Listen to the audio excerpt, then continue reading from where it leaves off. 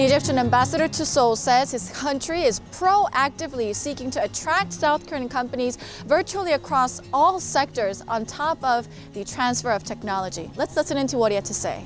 You've been in Seoul for about 2 years now. Yeah.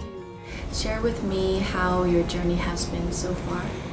Well, it has been quite an exciting journey. First of all, I didn't expect to have so many official delegations visiting me from capital.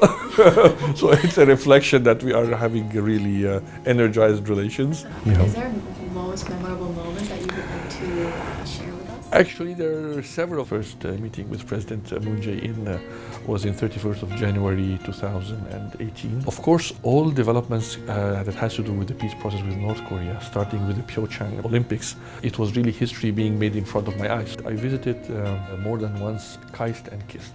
Just the presence of science in such a strong way and the inventions that are being done in these institutions and the role they played in building the new modern Korea was so touchy and impressive.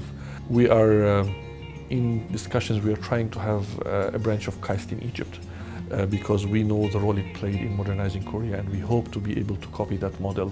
Which areas are you most interested in matchmaking? Yes, there comes to my mind 3 or 4 different areas. First of all, we are a country that's racing against time in terms of development.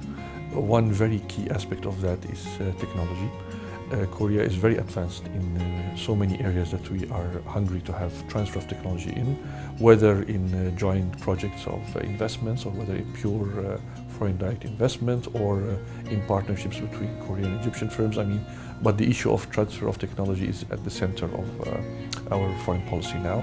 First of all, beside the fact that we are a very large market, we are 100 million people, and for good or for worse, every 4 years we increase by 10 more million.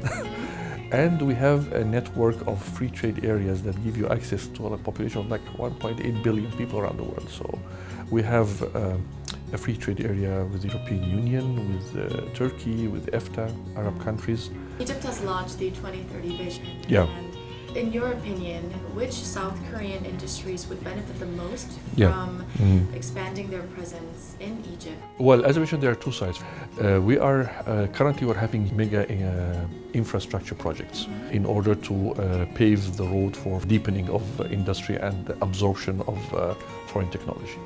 So we are building right now like 14 new cities, including a new administrative capital.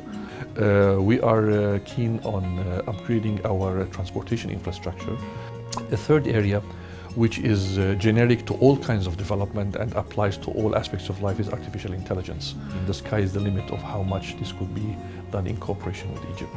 Is Egypt providing tax cuts to attract these companies? We have many, part of our mega projects to attract private investments. We are developing something called the Suez Canal Economic Zone, which is an area around 400 kilometers around the Suez Canal. Our ministers of investments, finance, and the prime minister himself are committed. If there is really a serious strategic investor in any area, they are willing to provide any incentives that will facilitate their presence, even by diverging from existing rules and regulations to attract this foreign direct investment. We have never been, I think, in our recent history more proactive in these areas, but also we are very much determined to attract those kind of FDIs that will deepen the transfer of knowledge. But when it comes to doing business in Egypt, a setback that companies or entities often raise is the bureaucratic system. So Yes. how would you address that? Yes, constantly working on solving them. Actually, in particular when it comes to Korea, just last week, it's very recent, we have established a special committee under the Office of the Prime Minister to look particularly into problems of Korean companies working in Egypt or new ones that want to come into Egypt. And this new mechanism was dealt in to give priority for speedy resolution of any problems they might have in that regard. We are not there yet as we would like to be, but for sure we are working very hard on it. You have about two years left in Korea. Yeah. Yes. Yeah. Do you have any goals that you want to accomplish before Yes, there are few investment opportunities that are being, we are linking some Korean companies to some Egyptian companies or with the government.